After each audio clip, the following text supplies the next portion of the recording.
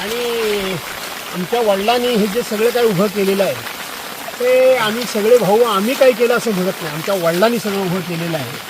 आता माझे वडील 2022 साली गेले, पण क्षणाक्षणाला त्यांची आठवण येत नाही असा एक दिवस किंवा एक क्षण नाही.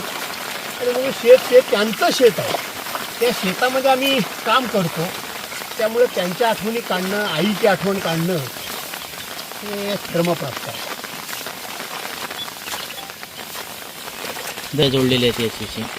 पहिली गोष्ट, सर्वांनी शेती केली पाहिजे, शेती सोडू नये. दुसरी गोष्ट, आमच्या वडिलांपासून काकांपासून सर्वांनी आम्हाला एक धडा घालून दिलेला आहे की हे रेशनिंगचं धान्य तुम्ही खाण्यापेक्षा तुम्ही स्वतः कष्ट करा, स्वतः शेतामध्ये राहा आणि स्वतःच्या शेतातलं स्वतःच्या हाताने पिकवलेलं धान्य खा.